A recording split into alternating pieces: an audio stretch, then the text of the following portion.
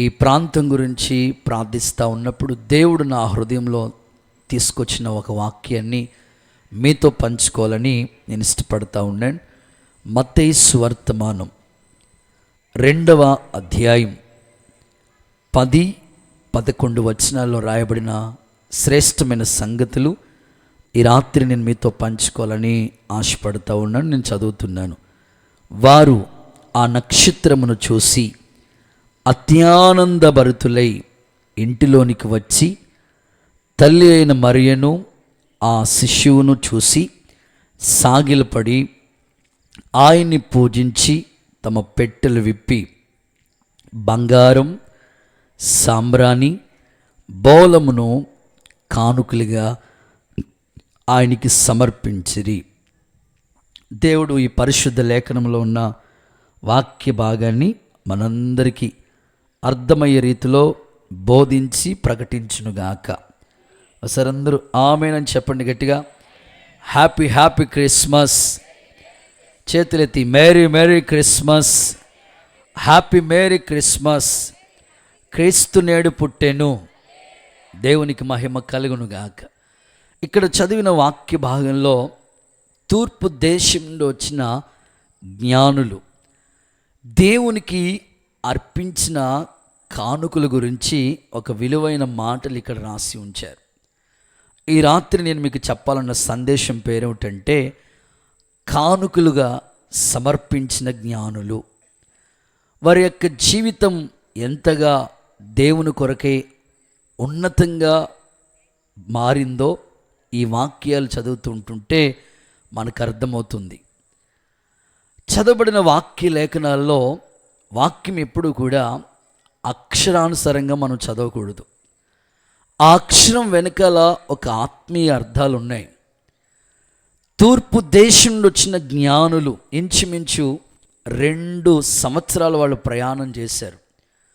యేసుప్రభు యూదా బెత్లెహేంలో కన్య మరియ గర్భమున జన్మించారనే ఆ వార్త విని ఇంచుమించు 2 సంవత్సరాలు వాళ్ళు ప్రయాణం చేసుకుంటా ఆ ప్రభుని చూసి దేవుణ్ణి ఘనపరచడం కొరకే వారు వచ్చి అద్భుతంగా వారు దేవునికి అర్పించిన అనుభవాలు కనబడుతూ ఉన్నాయి.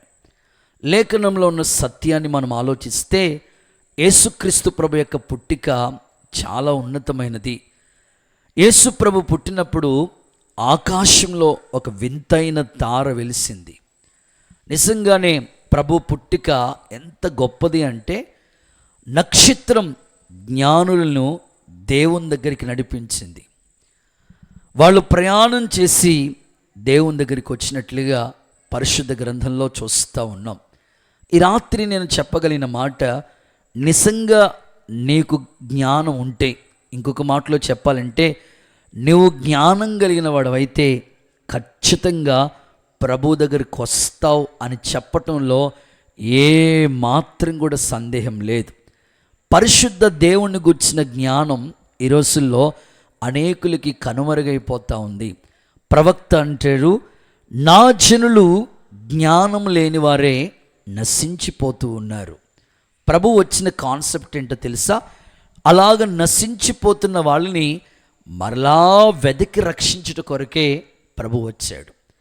అయితే జ్ఞానం కలిగిన వాళ్ళు ఎంత దూరమైన భారమైన ప్రభు దగ్గరని వచ్చినట్లుగా లేఖనాల్లో మనం చూస్తున్నాం. ఈరోజు ఇక్కడికి మీరందరూ సమకూర్చబడ్డారు. ఈ మైక్ శబ్దం ద్వారా కూడా ఎందరో దేవుని మాటలు వింటూ ఉన్నారు.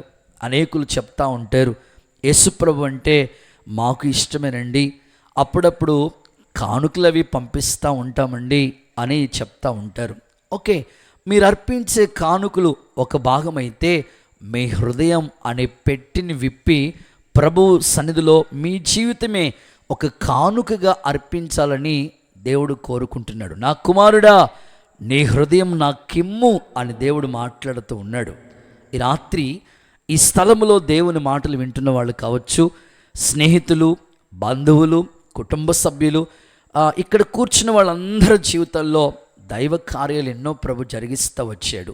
అయితే ఈ ప్రాంత ప్రజలకి ఒక దైవజనుడిగా, ఒక అన్నగా నేను చెప్పగలిగిన మాట ఏమిటంటే, మీకు కూడా దేవుడు చక్కని జ్ఞానం ఇచ్చారు. అయితే ఆ జ్ఞానము నువ్వు అన్వేషించగలిగితే, జ్ఞానం కలిగి నువ్వు ఆలోచించగలిగితే తప్పకుండా దేవుడి దగ్గరికి రాకుండా ఉండలేవు. ఖచ్చితంగా ఆ దైవికమైన జ్ఞానం కలిగి ప్రభు దగ్గరికి రాగలటానికి దేవుడు కృపనిస్తాడు. మేము కూడా దేవుని దగ్గరికి రాలేని ప్రతికూలమైన పరిస్థితిలో అజ్ఞానంలో ఉండేవాళ్ళం. దేవుని యొక్క దైవత్వం మాకు కూడా తెలియదు. మా తాతయ్య గారు భయంకరంగా కార్యక్రమాలన్నిటిలో కూడా పాల్పంపులు పొందుతూ ఉండేవాడు. తప్పకుండా పంటలు బాగా పండితే కొత్తపేట దగ్గర ధనమ్మరి అనే ప్రాంతానికి వెళ్ళి అక్కడ ఆ కోళ్ళని మేకల్ని బలి అర్పిస్తూ ఉండేవాడు. ఎందుకు అయ్యా ఇట్లా చేస్తున్నారంటే, రే బాబు పంట బాగా పండాలంటే, మన పాపాలు పోవాలంటే అలా చేయాలి అనేవారు. నిజంగా మాకు అప్పట్లో తెలియక వెళతా ఉండేవాళ్ళం. అయితే మా పెద్దమ్మ అంటే మా అమ్మ వాళ్ళ తోడుకోడలు, మా తాతగారు 6 అన్నదమ్ములు. ఆమెకి అన్నం పెడదామని మా అన్నయ్యోళ్ళు ఒక అన్నం ప్లేట్ తీసుకొచ్చి ఆ ప్లేట్ నిండా అన్నం పెడతా ఉంటుంటే ఆ ప్లేట్ నిండా రక్తం కక్కుంటూ ఉండేది. తిరగలేని హాస్పిటల్ లేదు, చేయలేని కార్యాలు లేవు, ఎన్నెన్నో ప్రయత్నాలు చేసింది. ఎవరో అన్నారు, అంత అయిపోయింది కదా, ఆ ప్రభు దగ్గరికి వెళితే ప్రభువేమన్నా కనికరిస్తారంటే, నిజంగా ఆ ప్రాంతంలో ఒక దైవజనుడు కరపత్రికలు తీసుకుని బైబిల్ తీసుకుని సువార్త ఇంటింట సువార్త చేస్తూ ఉన్నప్పుడు మాకు మా పెద్దమ్మ ద్వారా ఆ పాస్టర్ గారు అలా దేవుని సన్నిధిలో ఆ సువార్తను తీసుకొచ్చినప్పుడు ఆమె కొరకు ప్రార్థన చేయగా దేవుడు అద్భుతంగా ఆమెని స్వస్థపరిచారు. ఆమెకి విశ్వాసం కలిగి ప్రతి బుధవారం వాళ్ళ ఇంటి దగ్గర ప్రార్థన కూటం పెడతా ఉండేది.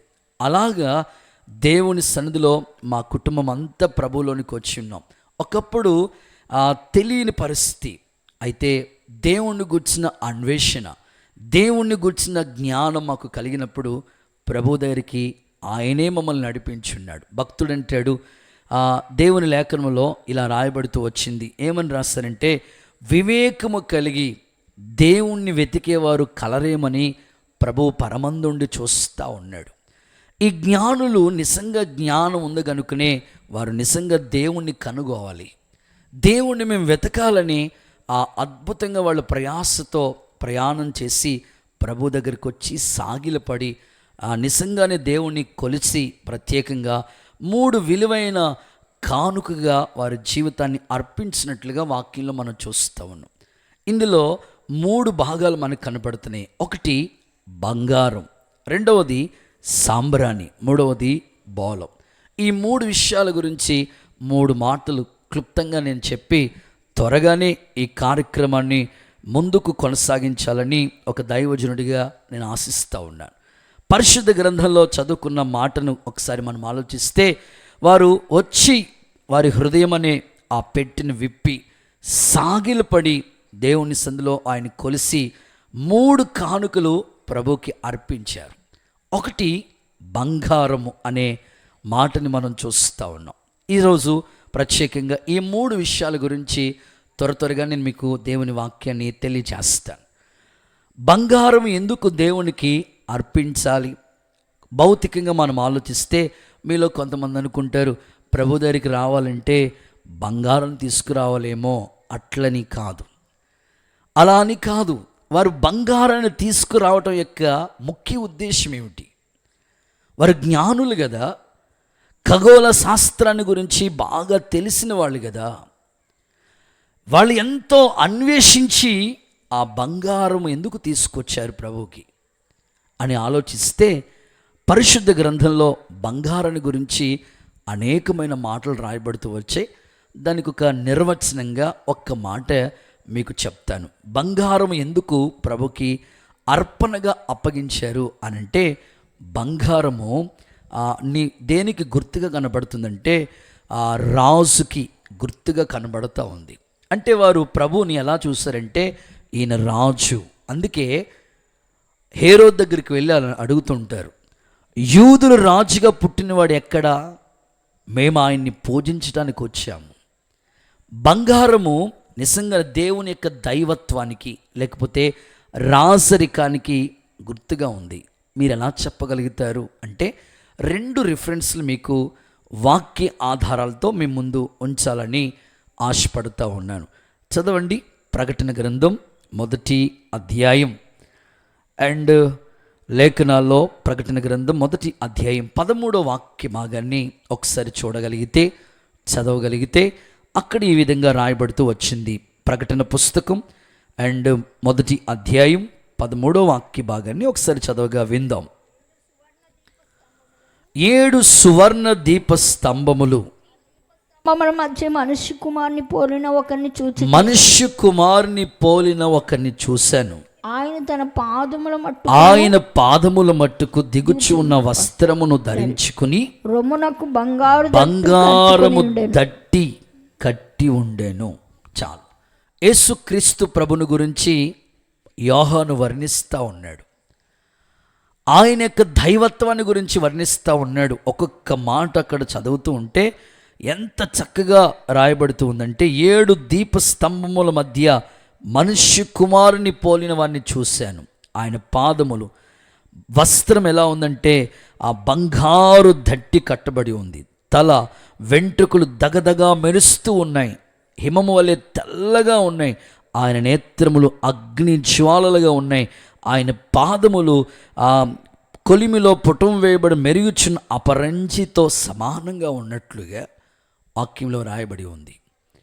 నిజంగా బంగారం యేసుప్రభు యొక్క దైవత్వానికి లేకపోతే రాజరికానికి గుర్తుగా ఉంది.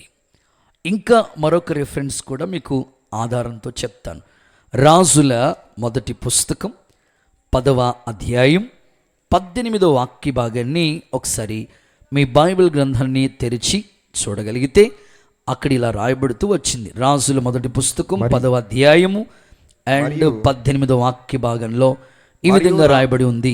మరియు రాజు దండము చేత పెద్ద సింహాసనము చేయించి సువర్ణముతో దాన్ని పొదిగించెను. రాజుకి ఒక పెద్ద సింహాసనం చేయించి బంగారంతో పొదిగించారు. అంటే బంగారము దేవుని యొక్క దైవత్వము, బంగారము దేవుని యొక్క రాజరికానికి గుర్తుగా కనబడుతుంది. అంటే ఈ జ్ఞానులు ప్రభుని వచ్చి ప్రభు దగ్గరికి వచ్చి ప్రభు సన్నిధిలో వారు పెట్టెలు విప్పి బంగారం అర్పించారంటే వారు ప్రభుని ఎలా చూశారంటే ఈయన నిజంగా రాజు. వారు గుర్తించింది జ్ఞానం కలిగి వారు అంత దూరం ప్రయాణం చేసి వచ్చి ఈయన రాజు, ఈయన యూదుల రాజు అని గుర్తించి అందుకొరకే ఆ బంగారం అనే వస్తువుని ప్రభుకి కానుకగా అర్పించారు. ఈరోజు నా ఆలోచన లేకపోతే ఒక దైవజనుడిగా నేను ఆశించేది ఏమిటంటే, ఈ ప్రాంత ప్రజలందరూ కూడా ఈరోజు మీరు ప్రభువుని ఏ విధంగా చూస్తూ ఉన్నారు? కొంతమంది యొక్క ఉద్దేశం ఏమిటంటే, యేసు ప్రభు అంటే చాలామంది ఇలా అభిప్రాయపడతా ఉంటారు. వాళ్ళు ఏమనుకుంటారంటే, అమెరికా వాళ్ళ దేవుడండి, వెంటనే ఈజీగా నేస్తూ ఉంటారు. యేసు ప్రభు అంటేనే అమెరికా వాళ్ళ దేవుడండి అంటారు. వాస్తవంగా చరిత్ర చెప్తా ఉంది, అమెరికా పుట్టి 400 సంవత్సరాల పైన అవుతుంది. మన ఇండియా పుట్టి ఇంచుమించు 5000 సంవత్సరాలు అవుతుంది.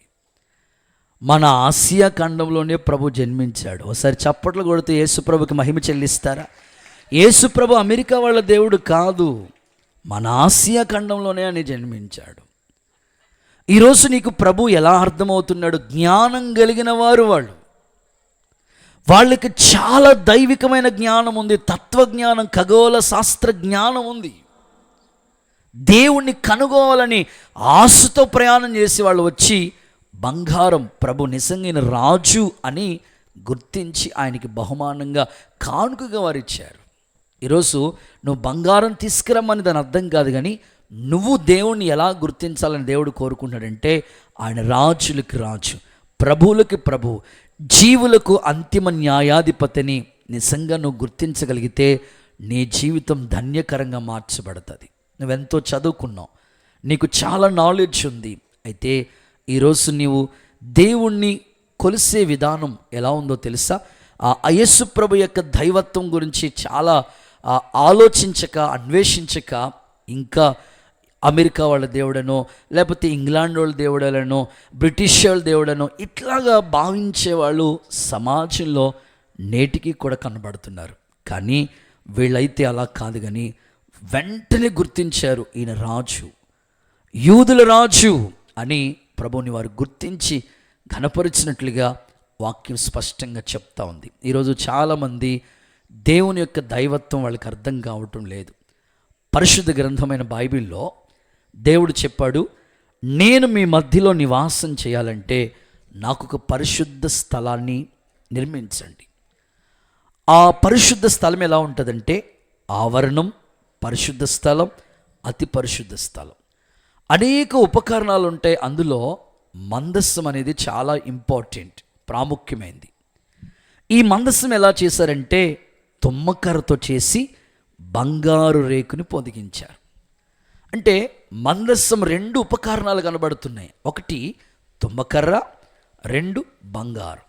యేసు ప్రభువులో మానవత్వం కనబడుతుంది, దైవత్వం కూడా కనబడుతుంది. బంగారం దైవత్వానికి గుర్తుగా కనబడుతూ ఉంది. అందుకే విలాప వాక్యంలో ఒక వాక్యం మీకు చదివిస్తాను చూడండి. విలాప వాక్యాల గ్రంథం 4వ అధ్యాయం 2వ వాక్య భాగాన్ని ఒకసారి చదవగా విందాం. విలాప వాక్యాల గ్రంథం 4వ అధ్యాయం 2వ వాక్య భాగాన్ని భక్తులు చదువుతారు. మేలిమి బంగారముతో పోల్చదగిన సియోను కుమారులు. చాలు, మేలిమి బంగారముతో పోల్చదగిన. నిజంగా ప్రభు బంగారం కంటే శ్రేష్టమైన ఆయన దైవత్వం, ఆయన రాచరికం చాలా ఉన్నతంగా ఉంది. భౌతికంగా ఎంతోమంది భూరాజులు అని పిలువబడుతున్న వాళ్ళు ఉన్నారు. వారి యొక్క పరిపాలన చూస్తూ ఉంటుంటే కొంతవరకు ఈ భూమి మీద అనేకులు పరిపాలకులుగా అనేకులు ఉన్నారు. వారిని గౌరవించాలి, వారి కొరకు మనం ప్రార్థన చేయాలి. అయితే ఈ భూమి శాశ్వత కాలం ఉండేది కాదు. నిత్యరాజ్యం సియోను, పరలోకపు పట్టణం. అయితే ఆ రాజ్యాన్ని ఏలే మహారాజు. వాక్యం ఏమని రాసిందంటే ఆయన సర్వలోకానికి రాజై ఉన్నాడని భక్తుడు తెలియజేస్తూ వచ్చాడు. ఈరోజు ఒక దైవజనుడిగా నేను మీ నుంచి కోరుకుంటుంది ఏమిటంటే, నువ్వు దేవుణ్ణి ఎలా గుర్తిస్తున్నావో తెలియదు, కానీ వాళ్ళు జ్ఞానం కలిగిన వారు కాబట్టి ప్రభుని ఎలా గుర్తించారంటే ఈయన యూదుల రాజు అని ఆ బంగారాన్ని తీసుకెళ్ళి ప్రభుకి అర్పణగా అప్పగిస్తూ వచ్చారు. ఈ రోజుల్లో చాలా చోట్ల భయంకరమైన సంఘటనలు జరుగుతూ ఉన్నాయి. ఎంతో బాధను కలిగించే సంఘటనలు మేము వింటూ ఉంటాం. అరే, వీళ్ళు ఇంత చదువుకుని కూడా ఏంటి ఇలా ప్రవర్తిస్తున్నారు అనిపిస్తూ ఉంటుంది. తరచుగా నేను ఆయా చోట్ల చెప్తా ఉంటాను. ఆ మధ్యకాలంలో ఒక పేపర్, ఇంచుమించు ఒక 10 ఏళ్ల క్రితమే అనుకుంటా, ఒక పేపర్లో ఒక యాడ్ వచ్చిందన్నమాట. అదేమిటంటే పంజాబ్లో వెలిసిన కాకి దేవుడు. ఏంటంట, కాకి దేవుడా? అరే, కాకి దేవుడు ఎలా అవుతాడు బ్రదర్? వివరాల్లోకి వెళితే కాకి ఆ గుళ్ళోకి వెళ్ళి అరగంటైనా లోపల నుంచి బయటికి రావట్లేదంట. మరి స్విమ్మింగ్ పూల్లో ఉన్నట్టుందో తెలియదు మనకి, రావట్లేదట. కొట్టండ్రా కొబ్బరికాయ అని అంతే కాకిని దేవుడు చేసేసారు. నేను అనుకుంటాను, కాకి వెళ్ళింది పొరపాటున బల్లి వెళ్తే బల్లి దేవుడు, నల్లి వెళ్తే నల్లి దేవుడు. ఇప్పుడు దేవుడు అనే పదానికి ఎవ్వరూ అర్థం తెలియకుండా రకరకాలుగా భావిస్తూ ఉన్నారు. మా ఆయన దేవుడండి.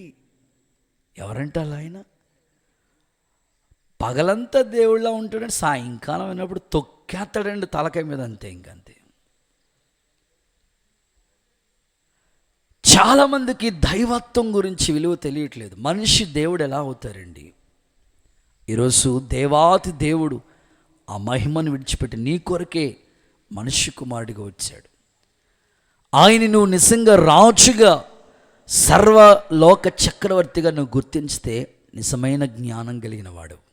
ఈరోజు ఇక్కడ చాలామంది కూర్చున్న వాళ్ళు ఉన్నారు, వారు ఉన్నత చదువులు చదువుకున్నారు, వాళ్ళు దేవుని దగ్గరికి రాగలుగుతూ వచ్చారు. ఈరోజు నీవు కూడా దైవత్వాన్ని గురించి ఒకసారి నువ్వు మనసు పెట్టి ఆలోచించు, అన్వేషించు. దేవుని యొక్క గొప్పతనం దేవుడు నీకు పూర్తిగా తెలియపరచునుగాక.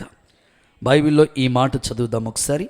కీర్తనల గ్రంథం 47వ అధ్యాయం 2వ వాక్య భాగాన్ని చూడండి. కీర్తనల గ్రంథం 47:2.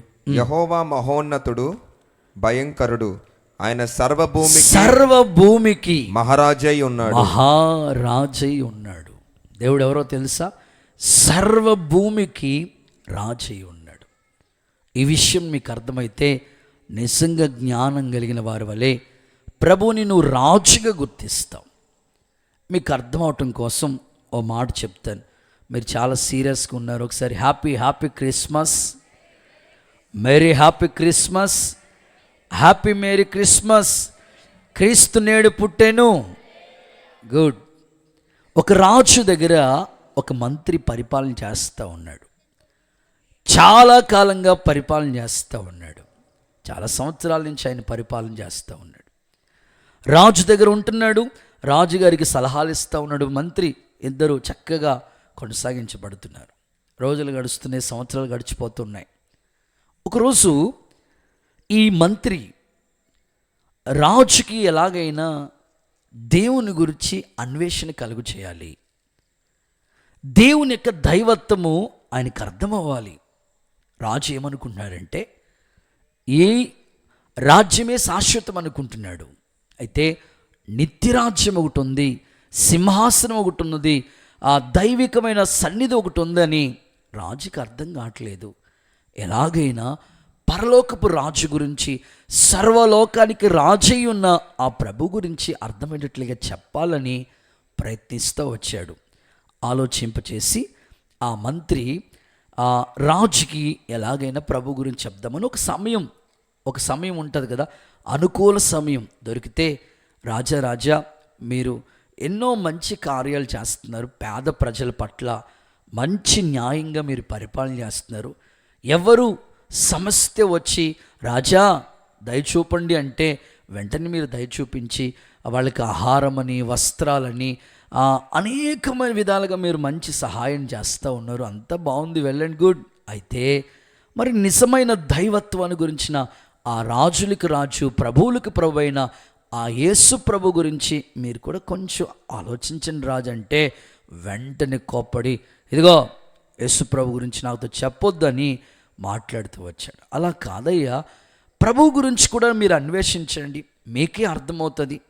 మేమెవరిని విమర్శించట్లేదు, కానీ మీరు ఒకసారి మనసు పెట్టి, దేవా నీ గొప్పతనం నాకు అర్థమయ్యేటట్లుగా తెలియచేయండి అంటే ప్రభు మీకు కూడా కలలోనో స్వప్నం ద్వారానో తెలియపరుస్తారు కదయ్యా అంటే కుదరదు అని చెప్పి ఆ రాజు ఈ మంత్రిని ఇలా ప్రశ్నిస్తున్నాడు. నువ్వు ప్రకటించే యేసు ప్రభు, నువ్వు పూజించే ఆరాధించే యేసు ప్రభు అంత గొప్పోడైపోతే, అంత మహనీయుడంటే, ఆయన దేవుడైతే, ఒకేసారి ఆయన రాజు అయితే ఒకేసారి ప్రజలందరినీ మార్చేయచ్చు కదా, ఒకేసారి మార్చచ్చు కదా. నేను ఇక్కడ ఈ రాజ్యాన్ని పరిపాలన చేస్తున్నాను కాబట్టి ఎవరెక్కడా అంటాను, వెంటనే సైనికులు వస్తారు, వాళ్ళని తీసుకెళ్ళి ఆ జైల్లో పడమంటే జైల్లో పడి, నేను ఆజ్ఞ ఇస్తే అలా చేస్తారు. ఆహారం తీసుకురమ్మంటే ఆహారం తీసుకొస్తారు, వీళ్ళని తీసుకెళ్ళి జైల్లో పడమంటే జైల్లో పడేస్తారు. ఏది చెప్తే అది చేస్తారు. నేను రాజును కాబట్టి. మరి మీ దేవుడు రాజు అంటున్నావు కదా, ప్రభువులకి ప్రభు అంటున్నావు కదా, ఆయన కూడా ఒకేసారి సర్వ ప్రపంచాన్ని ఒక్కసారి మార్చేసుకోవచ్చు కదా. దేవుడు అంత గొప్పవాడైతే, రాజు అయితే అలా మార్చేయచ్చు కదా, అధికారం ఉంది కదా ఆయనకి అని మంత్రిని రాజు ప్రశ్నించాడు. వెంటనే ఆలోచింపచేసి ఎలాగ ఈ మంత్రికి, ఎలాగ ఈ రాజుకి దేవుని యొక్క దైవత్వాన్ని గురించి చెప్పాలి. నిజమే కదా, ఈయన రాజు అంటున్నాడు, ఏదైనా ఆజ్ఞ ఇస్తే వెంటనే జరిగిపోతుంది. పరలోకపు రాజు కూడా అలా చేయొచ్చు కదా, ఈయనకి ఎలాగ ప్రభు గురించి చెప్పాలని థింక్ చేస్తున్నాడు. ఆలోచనలో పడ్డాడు. ఆలోచింపచేసి ఇలాగా ఒక సమయం రానే వచ్చింది. ఓ రోజు రాజు విహారయాత్రకి బయలుదేరి వెళుతూ ఉన్నాడు. ఒక నదీ తీరం, ఆ బోట్ మీద ప్రయాణమే వెళుతూ ఉన్నాడు. సరే, ఆ బోట్ వస్తూ ఉంది. మంత్రి ఆ బోట్ని తీసుకుని వస్తున్నాడు. కరెక్ట్గా ఆ ఒడ్డు భాగమున్న రాజుగారు నిలిచి ఉన్నాడు ప్రయాణమే వెళ్ళటానికి. వెంటనే ఈ బోట్లో మంత్రి ఒక చిన్న బాబుని ఎత్తుకుని దగ్గరికి వచ్చినప్పటికీ అలా వచ్చేస్తున్నాడు. ఇంక రాజు దగ్గరలో ఉన్న వాకబుల్ డిస్టెన్స్ చాలా దగ్గరికి సమీపంలోకి వచ్చేసాడు. రాజా, నీ కుమారుడు ఇడుగో అని దగ్గరికి ఇస్తా అలాగ పడేశాడు. గోదావరిలో. వెంటనే రాజు గబక్కని అందులో దూకేసి ఆ యొక్క వాళ్ళ అబ్బాయిని అలా తీస్తే అది చెక్క బొమ్మ. Happy Christmas.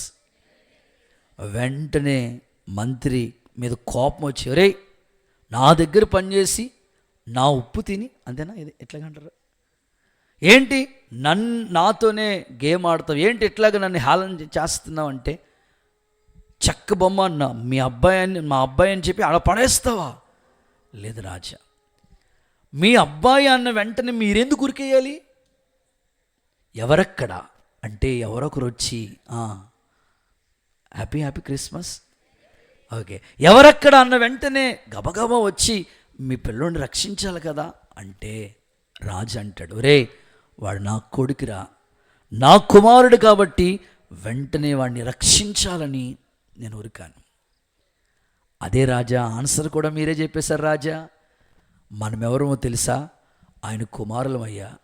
నశించిపోతున్న దాన్ని వెదక రక్షించు కొడుకు మనుష్య కుమారుడి లోకానికి వచ్చాడు. చప్పట్లు కొడుతూ ఒకసారి యేసయ్యకు మహిమ చెల్లిద్దాం. ఎందుకు ఆయన అక్కడుండి ఆజ్ఞ ఇస్తే వెంటనే యేసు నామములో మారిపోవడం జరుగుతుంది. ఆయనకి సర్వాధికారం గల దేవుడు ఆయన, రాజు. కానీ ఎందుకు ఆ మహిమను విడిచిపెట్టి ఇక్కడికి వచ్చాడనంటే, ఆయన మనల్ని ప్రేమించి, దేవుడు లోకమును ఎంతో ప్రేమించును కాగా ఆయన కుమారుని యందు విశ్వాసమించిన వాడు నశించక నిత్య జీవం పొందినట్లు ఆ కుమారుణ్ణే మన కొరకు అనుగ్రహించాడు. గుర్తించగలవా ఈ రాత్రి? ఎందుకు వచ్చాడు ప్రభు? ఆ మహిమను విడిచిపెట్టంటే, నువ్వు పాపంలో, లోకంలో, శాపంలో, ఆ చీకట్లో, వ్యసనాల్లో బంధించబడిన స్థితిలోంచి నేను విడిపించట కొరకే ఆ మహిమను విడిచిపెట్టి, ఇదిగో ఆయన సర్వాధికారం కలిగిన రాజుగా ఈ లోకానికి వచ్చాడు. నిజంగా జ్ఞానులు ఈ విషయాన్ని గుర్తించారు. కనుకనే ఆ ప్రభు వైపుకి త్రిప్పబడుతూ వచ్చారు. నీవు కూడా దేవుని సంధిలో చాలా జ్ఞానం కలిగిన వాడు, బాగా చదువుకున్నారు, మంచి స్థితిలో దేవుడు మీ ప్రాంతం ప్రజల్ని దీవిస్తూ వచ్చాడు. అయితే యేసు ప్రభుని గురించి ఎవరెవరో ఏదో చెప్పినట్లు కాకుండా నీకు ఇచ్చిన జ్ఞానంతో ఆలోచించు. ఆయన రాజుగా నువ్వు గుర్తించాలని దైవజనుడిగా నేను కోరుకుంటున్నాను. ఇందులోనే ఒక మాట కూడా మీకు చదివించడానికి నేను ఇష్టపడతా ఉన్నాను. చూడండి, పరిశుద్ధ గ్రంథమైన ఈ బైబిల్ గ్రంథంలోంచి మరొక మాట మీకు తెలియచేయటానికి నేను ఇష్టపడతాను. రోమిలికి రాసిన పత్రిక 9వ అధ్యాయం 5వ వాక్యం చూడండి ఒకసారి. రోమిలికి రాసిన పత్రిక 9వ అధ్యాయం 5వ వాక్యం. ఆయన సర్వాధికారి అయిన దేవుడై ఉండి, ఆ మాట వన్స్ అగైన్, ఈయన సర్వాధికారి అయిన దేవుడై ఉండి నిరంతరము స్తోత్రాలు. రాజుకి సర్వ అధికారాలు ఉంటాయి. Happy Christmas. ఇప్పుడు ఫర్ ఎగ్జాంపుల్, ఎర్రవంతుని దగ్గర నిలబడి ఒక ఆయన పోలీస్ ఆఫీసర్, ట్రాఫిక్ ఇన్స్పెక్టర్ అంటారు, అంతేనా, స్టాప్ అని బోర్డు పట్టుకుని అలా ఏర్పాటు చేశారనుకో, ఎంత ఎలాంటి వాళ్ళని సరే ఆ బోర్డు చూసి ఆగిపోవాలి. లేదు, నా దగ్గర కూడా బోర్డు ఉందని రాజేష్ అన్ని అక్కడికి వెళ్ళి స్టాప్ అని అనుకోండి, ఒక్కడు కూడా ఆగుతాడు చెప్పండి? అధికారం లేదు. సర్కిల్ ఇన్స్పెక్టర్ లేకపోతే ఆ యొక్క సందర్భం, ఆయనకి అధికారం ఉంది కాబట్టి ఆయన స్టాప్ అంటే ఆగిపోతారు. ఇప్పుడు అక్క మన మధ్యలో ఇందాక బ్యాంక్ అక్క పాట పాడుతూ వచ్చారు. అధికారం వాళ్ళ బ్యాంక్ మేనేజర్ గారికి ఆ సంతకం, ఆ చెక్కు చెల్లాలంటే ఆయన సంతకం ఉండాలి. లేదు, నాకు వచ్చి సంతకం, సిగ్నేచర్, ఆటోగ్రాఫ్ ఏదో అంటారు కదా, అంతేనా?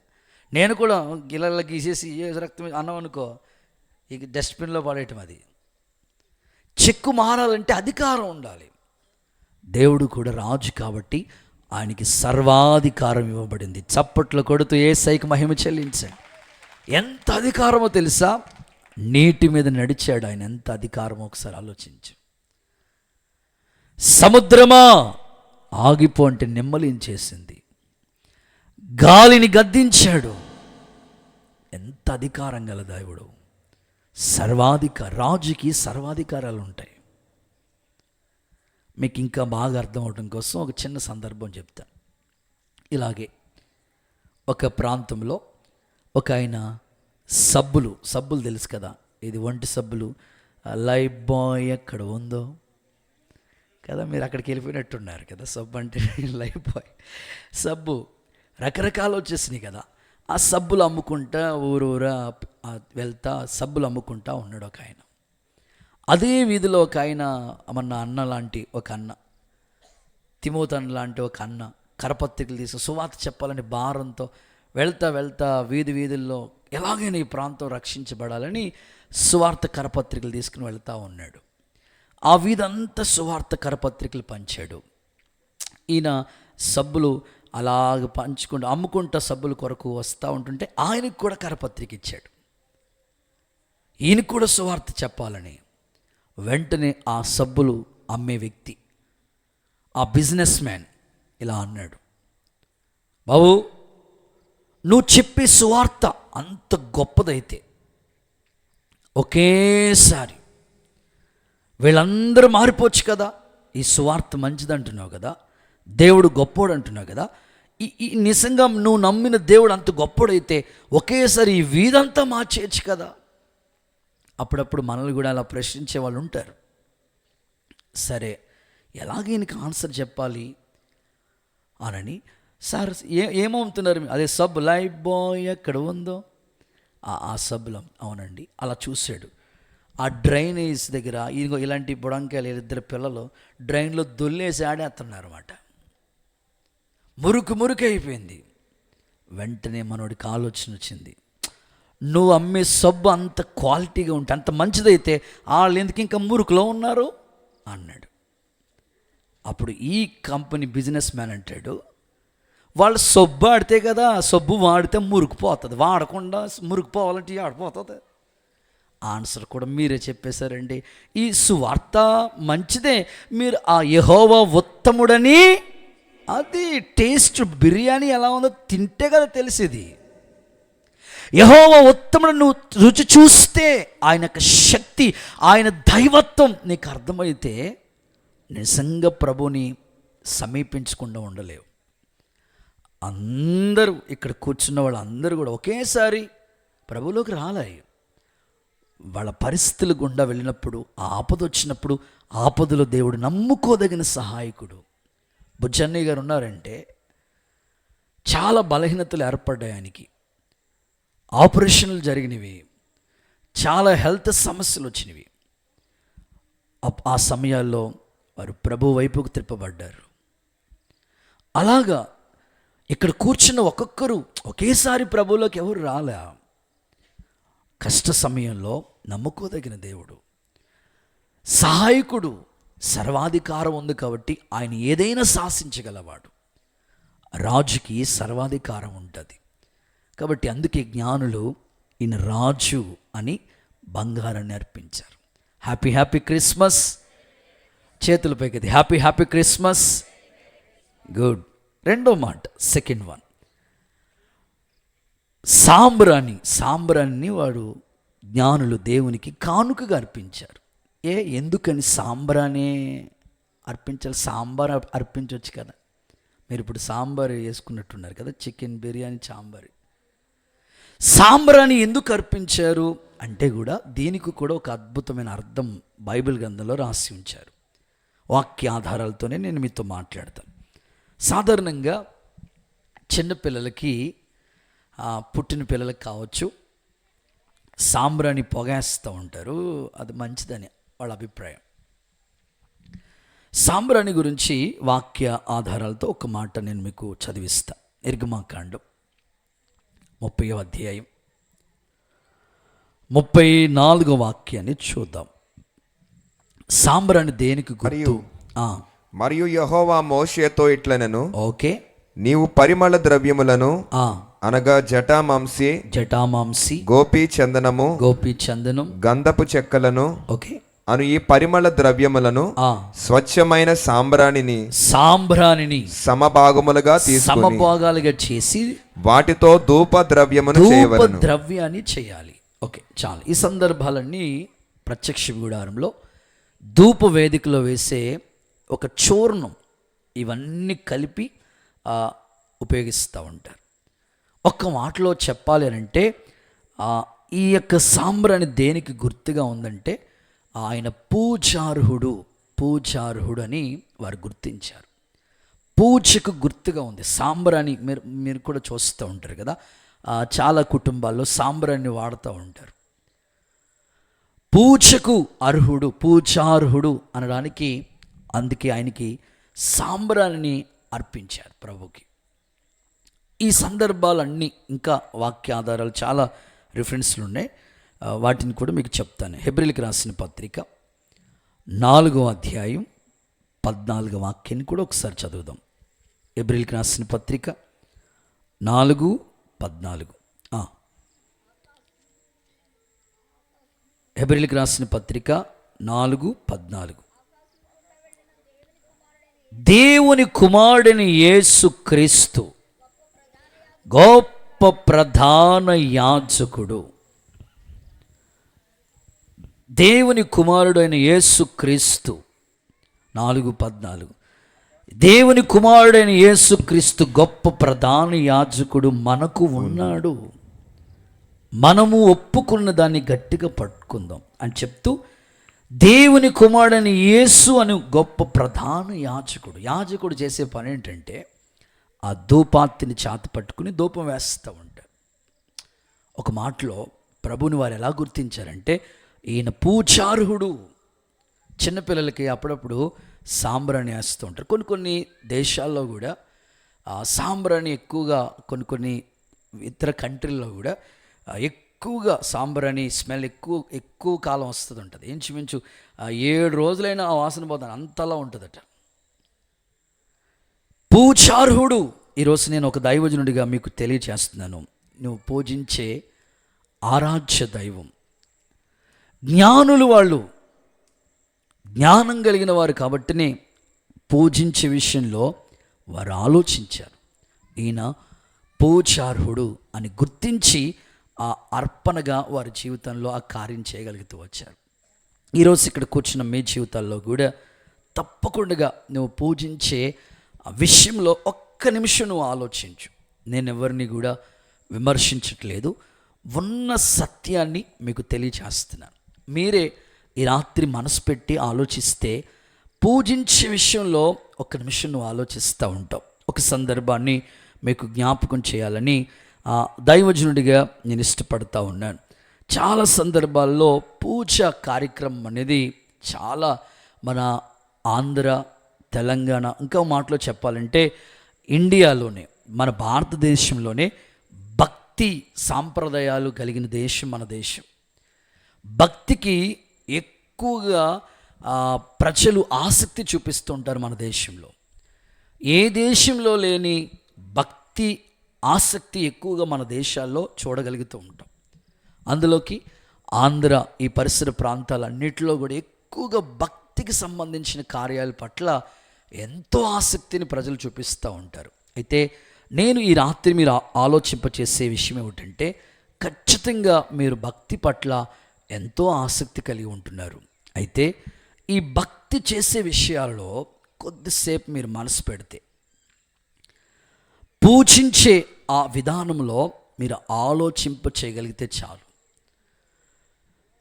చాలా సందర్భాలు దేవుడి దగ్గరికి వెళ్ళే ఆ అనుభవాలను చూస్తూ ఉంటుంటే, మా అమ్మవాళ్ళు 4 అక్క చెల్లెళ్ళు, 4 అన్నదమ్ములు, అంటే 80 సంతాన అమ్మవాళ్ళ కుటుంబం.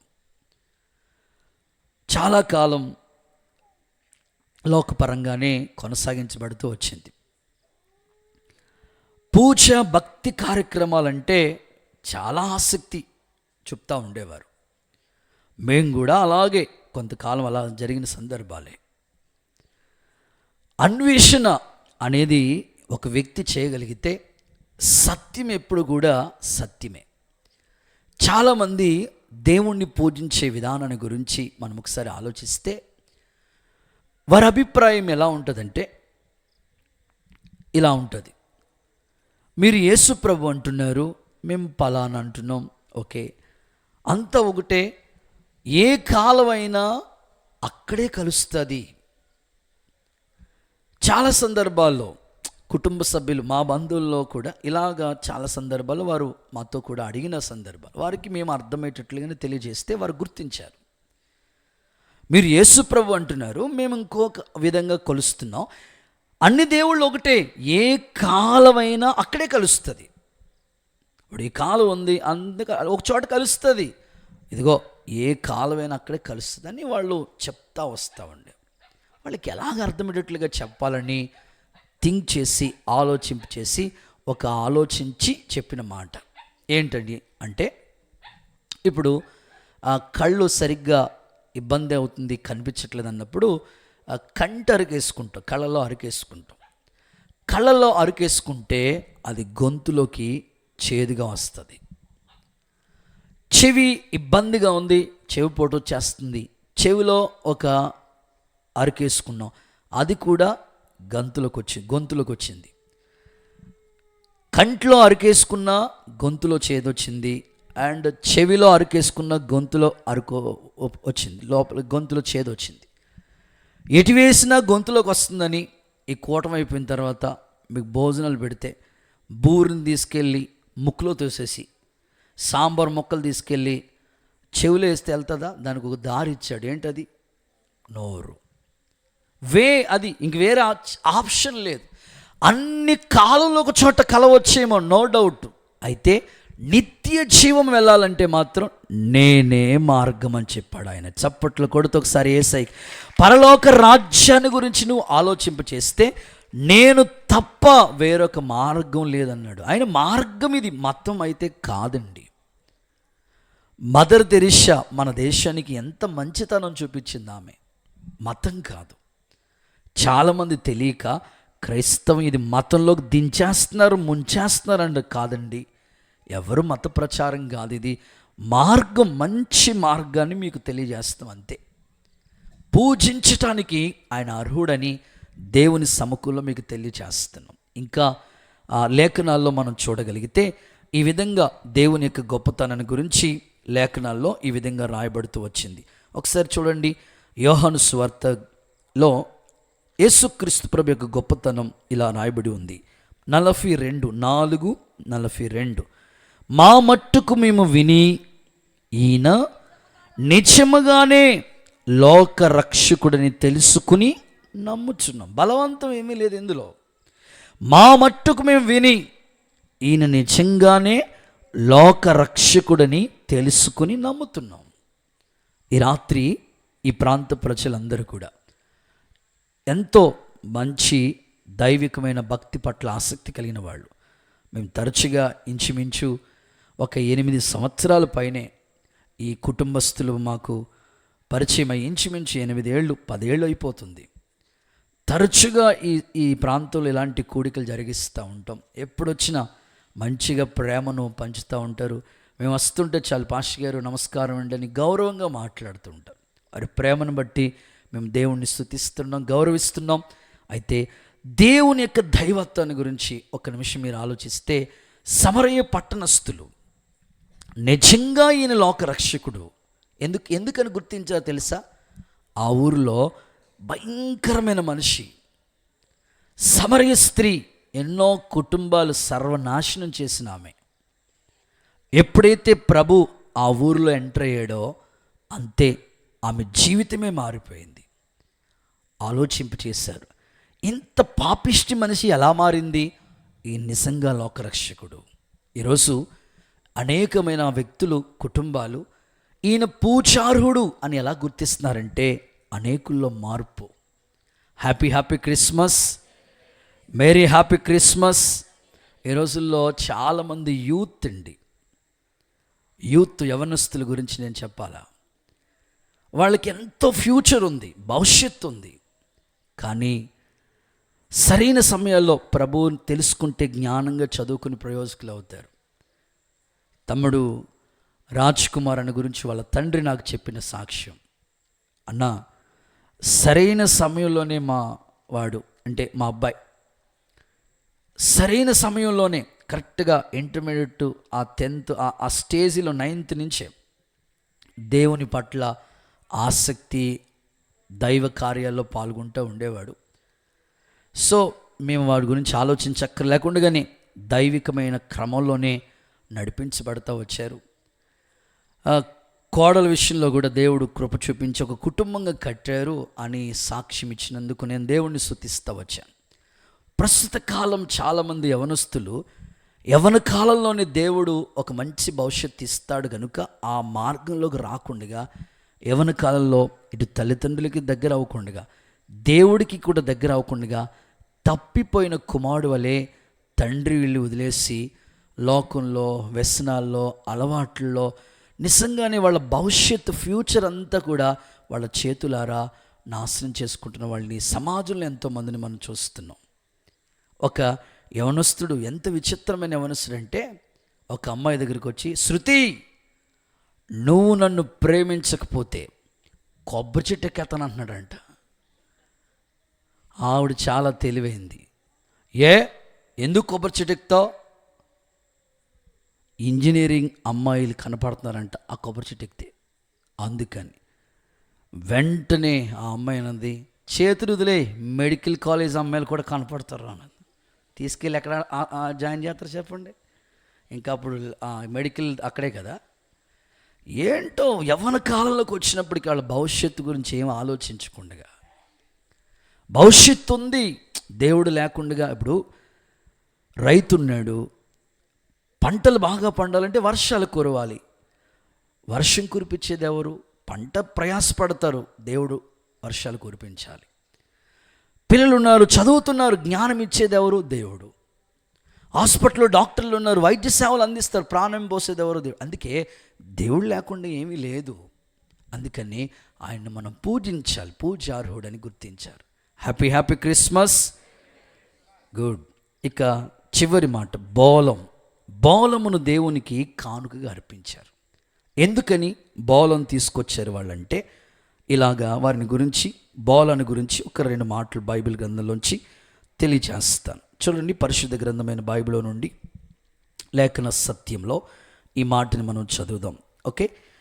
అండ్ పరమగీతాల గ్రంథం 1వ అధ్యాయం 13వ వాక్య భాగాన్ని ఒకసారి చదవగా విందాం. పరమగీతాల పుస్తకం. నా ప్రియుడు నా రొమ్మున నుండు గోపురసమంత సువాసన గలవాడు. ఓకే. నాకు నా ప్రియుడు ఎన్గేది ద్రాక్ష వనములోని కర్పూరపు పూగొత్తులతో సమానుడు. ఓకే. అలాగే సేమ్ టైం సామెతల గ్రంథం 7:17 ఈ మాట నోట్ చేసుకోండి. నా పరుపు మీద బోళము, ఓకే, అగరు కారపు చెక్క చల్లి ఉన్నాను. అక్కడ సందర్భాన్ని చెప్తూ నా పరుపు మీద బోళం చల్లి ఉన్నానని చెప్తూ ఇక్కడేమన్నారండి, నా ప్రియుడు గోపరసం అంత సువాసన గలవాడు. గోపరసం అన్నా బోళమన్నా ఒకటే. సో దీని యొక్క ఆత్మీయ అర్థం ఏమిటంటే, ఆయన వైద్యుడు అని గుర్తించారు వాళ్ళు. సువాసన, ఆ యొక్క బోళంలో కూడా ఒక అదో రకమైన స్మెల్ వస్తూ ఉంటుంది. ఇంకా చెప్పుకోవాలంటే మీరు బైబిల్ గ్రంథంలో చూడండి, మలాకి గ్రంథం 4వ అధ్యాయం 2వ వాక్యం చదువుకుందాం. మలాకి 4:2. నామమందు భయభక్తులు కలిగిన మీకు నీతి సూర్యుడు ఉదయిస్తాడు. ఆయన రెక్కలు మీకు ఆరోగ్యం కలుగు చేస్తుంది. చూడండి, ఇక్కడ ప్రభుని వాళ్ళు గుర్తించింది ఏమిటంటే వైద్యుడు. ఈయన పరమ వైద్యుడు. బోళం అంటే ఒక చెట్టు నుంచి వచ్చే ఒక ద్రవ పదార్థం అటది. దాని ద్వారా ఎన్నో గాయాలు కట్టబడతా ఉంటాయి. సో వాళ్ళు గుర్తించింది ఏమిటంటే, బోళం తీసుకొచ్చి దేవునికి అర్పించారంటే అర్థం ఏమిటంటే ఈయన నిజంగా వైద్యుడు. అందుకే ఈ ప్రవచనం మలాకి గ్రంథం 4:2లో ఆ ప్రవచనం ఏంటంటే, నీతి సూర్యుడు ఉదయిస్తాడు, ఆయన రెక్కలు ఆరోగ్యం కలుగజేస్తాయి. నిజంగానే మన ప్రభు నీతి సూర్యుడిగా ఈ లోకానికి వచ్చాడు. తన నామముందు భయభక్తులు కలిగిన మీకు నీతి సూర్యుడు ఉదయించి ఆయన రెక్కల నీడలో ఉన్న ఆరోగ్యం యేసు నామములో ఒక్కొక్కరికి నా దేవుడు దయచేయనుగాక.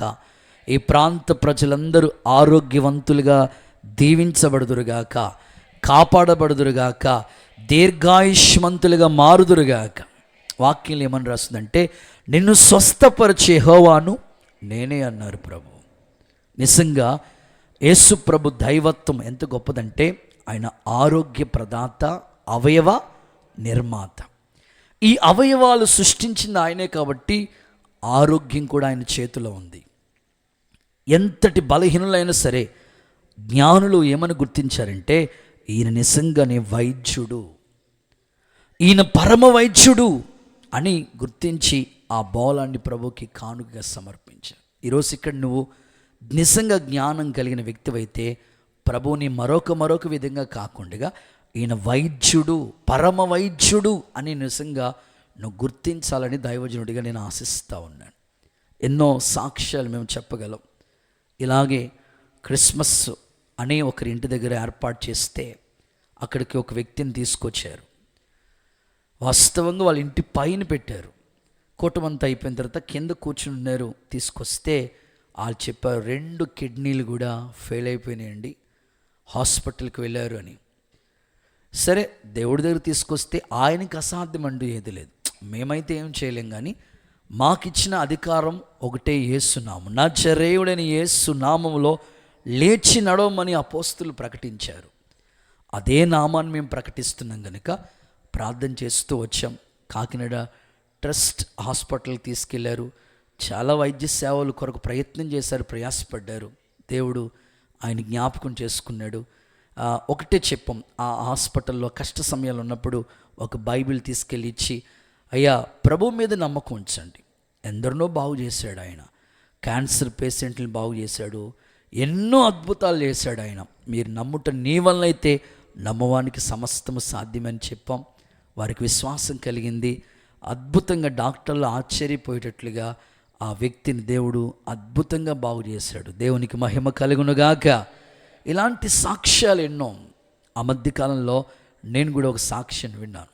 చాలా సంవత్సరాల క్రితం ఒక ప్రాంతంలో ఒక పురోహితుడు, అంటే ఒక గుళ్ళో దేవాలయంలో అర్చకం చేసే ఒక వ్యక్తి చాలా కార్యక్రమాలు చేస్తూ ఉండేవాడు. ఎందుకో మరి ఫ్యామిలీలో అనేకమైన సమస్యలు ఏర్పడ్డాయి. అప్పులు చేసేసాడు, బాగా ఆర్థికంగా నలిగిపోయాడు. ఫైనాన్షియల్గా ఆ రుణాలు తీర్చుకోలేక, అప్పులకు వడ్డీలు కట్టలేక చాలా నలిగిపోయాడు. మానసికమైన వ్యాధనతో కృంగిపోయాడు. రోగాలలో అనేకమైన వ్యాధులు, కొన్ని మానసికంగా వ్యాధులు కూడా ఉంటాయి. అతని యొక్క ఆర్థిక స్థితి అతని కృంగదీసేసింది. ఇక చేసేదేమీ లేక ఎంతటి పరిస్థితులకు వచ్చాడంటే ఇక డిసైడ్ అయిపోయాడు అన్నమాట. ఇంకా ఓ పని చేద్దాం. తన భార్య దగ్గరికి వచ్చి అన్నాడంట, మనకిద్దరు కూతుర్లు, ఇప్పుడు 2 కూతుర్లు నేను పెళ్లి చేయాలా, కట్నాలు ఇవ్వాలి, పంపించాలా అత్తోరింటికి. ఇప్పటికీ నేను అప్పులై ఉన్నాను, అద్దింట్లో ఉన్నాను, నా వల్ల కాదు. ఓ పని చేద్దాం, 4 కలిసి ఒక్కసారి పాయిజన్ తీసేసుకుందాం, విషం తాగి చనిపోదామని డిసైడ్ అయిపోయారు వాళ్ళు. అయితే ఈయన గుళ్ళో అర్చకత్వం చేస్తూ ఉండేవాడు కదా, కాబట్టి ఏం చేశాడంటే, ఓ పని చేద్దాం, చచ్చిపోవటానికి కూడా ముహూర్తం పెట్టుకుందాం అన్నాడంట. స్తోత్రం చెప్పండి ఒకసారి. ఆ పలానా సమయానికి చనిపోతే అక్కడికి వెళ్ళిపోతామని నమ్మకంతోనే ముహూర్తం పెడదాం అన్నాడంట. తీసుకురా, ఆ సెల్ఫ్లో ఆ అలమారుల దగ్గర ఉంటుంది, తీసుకురా. పంచాంగం తెచ్చే చూసాడు. రాత్రి 12:45 కల్లా చనిపోతాం డిసైడ్ అయిపోయారు. సరే, చనిపోయే ముందు చివరి కోరిక ఒకటి ఉంటుంది కదా, హ్యాపీ క్రిస్మస్, అది గుడ్. చివరి కోరిక ఒకటి ఉంటుంది. సరే, ఏం చేద్దాం అని అంటే అడిగాడంట భార్యని, నీ చేతులతో కాఫీ ఒకటి పెట్టుకురా, నీ చేతులతో తాగాలి నేను, చివరి కోరిక అది నాది. మరి చివరి కోరిక కాఫీ తాగాలనుకున్నాడు. మరి ఎంత మంచి మనిషి. సరే అని వెళ్ళింది. బిజీలో పిల్లలతో మాట్లాడుతుంది. ఈ లోపల ఖాళీ ఉండగా చెయ్యి అటు ఇటు కదుపుతా, ఆ రోజుల్లో టీవీ కన్నా రేడియోలు ఉండేవి, రేడియో స్టేషన్ అటు ఇటు తిప్పుతా ఉంటుంటే ప్రేమధార, సత్యవాణి, అలాగని ఆర్ఆర్కే మూర్తి గారి యొక్క వాక్యం వస్తూ ఉండేది. చాలామంది గొప్ప గొప్ప సేవకులు వాక్యాలు చెప్తూ ఉండేవారు. ఆయన ఎవరో దైవజనుడు ఆ యొక్క బిలీవర్స్ చర్చ్ ఆ స్టేషన్లో వాక్యం చెప్తా ఉన్నారంట. ఆ రేడియో స్టేషన్లో వాక్యం చెప్తుంటుంటే, ఇదిగో నువ్వు చనిపోదాం అనుకుంటున్నావేమో, నీకోసం ప్రభు త్యాగం చేసి గాయమై ఆయన గాయాల్లో ఉన్న స్వస్థత నీకు ఇస్తాడు, నేను స్వస్థపరిచే యెహోవాను నేనే అని వాగ్దానం చేశాడు, నీకోసం ఆయన త్యాగం అయిపోయాడు అంటే ఎందుకు ఆయనలో తెలియని గొప్ప నమ్మకం కలిగింది. అప్పటి వరకు అసలు లేవలేని పరిస్థితిలో ఉన్న వ్యక్తి సడన్గా ఇదిగో మీరు ఎవరిలో బలహీనలో ఎవరైనా ఉంటే, అనారోగ్యంతో బాధపడుతుంటే, ఎక్కడ బలహీనత ఉందో అక్కడ చేపెట్టుకుని మనసులో ప్రభువా నన్ను మరణించనని ఒక మాట అనుకోండి, ప్రభు వాక్కుని పంపి స్వస్థపరుస్తాడు అన్నాడు. ఆ మాట చెప్పారు. వెంటనే ఆయనకి నమ్మకం కలిగిందండి. ఆయన రేడియోలోంచి ప్రార్థన చేశాడు. విశ్వాసం, వాక్కుని పంపి దేవుడు బాగు చేశాడు. చాలా కాలం నుంచి లేవట్లేదు. సడన్గా లేచి కూర్చుని దగ్గరగా ఆ కిచెన్ రూమ్లో ఆమె కాఫీ కలపడానికి వెళ్ళింది. ఇంకా వెళ్ళి ఆ చూసిన ఆయన ఆవిడ ఎదుట నిలబడిన వెంటనే ఆవిడ అంటది, ఏమండి ఎప్పుడు ఏంటి కళానిజమా? ఆశ్చర్యపోతుంది ఆమె. వెంటనే రేడియో స్టేషన్లో ఎవరో వాక్యం చెప్తుంటే విన్నాను. ఆ వాక్కు నన్ను తాకింది. నిజంగా చనిపోవలసిన కుటుంబం అండి, ఆర్థికంగా చిదిగిపోయిన కుటుంబం. దేవుడు ఆ కుటుంబాన్ని వాక్కుని పంపి బాగు చేసి శ్రమ కలిగిన లోయలోంచి పైకి లేవనెత్తాడు. గట్టిగా చప్పట్లు కొడుతూ ఒకసారి యేసయ్యకి మహిమ చెల్లిద్దామా? ఈ రాత్రి నేను ముగించాలని కోరుకుంటున్నాను. ఈ రాత్రి జ్ఞానం కలిగిన వారు నిజంగా 2 సంవత్సరాల వాళ్ళు సుదీర్ఘమైన ప్రయాణం చేసి సాగిలపడి ప్రభు దగ్గర పెట్టెలు విప్పి బంగారం, సాంబ్రాణి, బోలం కానుకగా సమర్పించారు. ఎందుకు ఆ వస్తువులు దేవునికి అర్పించారో అందులో ఉన్న ఆత్మీయ అర్థాలు ఈ క్రిస్మస్ సందర్భంగా 3 విషయాలు మీకు చెప్పాను. ఒకటి, బంగారం, ఆయన రాజరికం, ఆయన రాజని, దేవుని యొక్క దైవత్వాన్ని వాళ్ళు గుర్తించారు. రెండవది బోలం, ఆయన సాంబ్రాణి అంటే ఆయన పూజారుడని వారు గుర్తించారు. మూడవది బోలం, ఆయన వైద్యుడు అని గుర్తించాను. నిజంగా నీవు కూడా జ్ఞానం కలిగిన వాడు అయితే ఈ క్రిస్మస్ సందర్భంగా ప్రభు యొక్క దైవత్వాన్ని గుర్తించు. చివరిలో నేను చెప్పేది ఏమిటంటే, ఇన్ని మాటలు విన్నా యేసు ప్రభుకి నాకు అస్సలు చాలా ఆకాశానికి భూమి అంత దూరంలో ఉంటానండి అని అన్నావు అనుకోండి, నేనంటాను యేసు ప్రభు ఎవరో తెలుసా? నీకు పుట్టిన తేదీ ఇచ్చింది ఎవరో తెలుసా? ఆయనే. ఈరోజు నువ్వు డేట్ ఆఫ్ బర్త్ వేసుకుంటున్నావంటే దానికి కారకుడు ప్రభు. ఒక పెన్ ఇస్తేనే నువ్వు థ్యాంక్స్ చెప్తే నీవు జీవితాంతం రుణపడి ఉండవలసిన ఆ డేట్ ఆఫ్ బర్త్ ఎలా వచ్చింది? ప్రభు ద్వారే కదా. చరిత్ర 2 భాగాలయ్యింది. ఆలోచించండి. క్రైస్తవ్యము మతం కాదండి. క్రిస్టియానిటీ సమాజానికి అందించిన వైద్య సేవలు. మన ఆంధ్ర రాష్ట్ర ముఖ్యమంత్రి గారు మన క్రిస్మస్ సందర్భంగా గ్రీటింగ్ చెప్తూ ఒక చిన్న క్లిప్ ఎవరో ఆడియో పంపించారు, చిన్నది, జస్ట్ షార్ట్. క్రైస్తవులు మన దేశానికి వచ్చి అద్భుతమైన మిషన్ హాస్పిటల్ స్థాపించారు. ఎవ్వరూ అందించలేని వైద్య సేవలు వాళ్ళు అందించారు. నిజంగా క్రైస్తవ్యం గొప్పతనం అని ఒక మంత్రి గారు చెప్తున్నారు. ఇంకా వారు అన్న మాట ఏమిటంటే, ఈ రోజున మన పిల్లలు చదువుకున్నారంటే, కాలేజెస్ చదువుతున్నారంటే మంచి మంచి కాలేజెస్ స్థాపించారు. ఈరోజు నువ్వు బ్యాంకులో డిపాజిట్ చేస్తున్నావు అంటే డబ్బులు, పోస్ట్ ఆఫీస్లో డిపాజిట్ చేస్తున్నావు అంటే, లేకపోతే మీ పిల్లలు చదువుతున్నారంటే దానికి కారకులు క్రైస్తవులు చేసిన కార్యాలకు. విలియం కేరీ, సతీ సహగమనం, ఇలాంటివి ఎన్నో మూఢనమ్మకాలన్నింటినీ రూపుమాపిన వ్యక్తులు ఎందరో ఉన్నారు కదండి. ఆలోచించండి. క్రైస్తవం మీద ఎవరో ఏదో చేస్తున్న వాటిని మీరు బురద జల్లి ఆ విధంగా భావించదు. కానీ దేవుడు వైద్యుడు, పరమ వైద్యుడని నువ్వు గుర్తిస్తే నిజంగా దైవత్వం యొక్క విలువ నీకు అర్థమవుతుంది. జ్ఞానులు ఇలాంటి కార్యాలు చేశారు. నిజంగా నువ్వు జ్ఞానివైతే ఈ విధంగా నువ్వు గుర్తించాలని క్రిస్మస్ శుభాలు నీకు తెలియచేస్తూ ఈ కొద్ది మాటలు దేవుడు మన వినికిళ్ళు దీవెనకరంగా మార్చునుగాక. Happy happy Christmas, merry happy Christmas. క్రీస్తు నేడు పుట్టెను. హల్లెలూయా. అందరూ అలాగే లేచి నిలబడదాం. చిన్న ప్రార్థన చేసుకుని ఈ క్రిస్మస్ ఆరాధన కార్యక్రమాన్ని ముగించుకుందాం. ప్రభు మనకిచ్చిన ఈ చిన్న వర్తమానం అంతటి కొరకే 2 చేతులు చాపి యేసయ్యకు ఒకసారి స్తోత్రం చెప్తారా గట్టిగా? స్తోత్రం, స్తోత్రం, స్తోత్రం. యేసయ్యా మీ కొందనాలు ప్రభువా, పరిశుద్ధుడా మీ కొందనాలయ్యా. ఇదిగో తూర్పు దేశంలో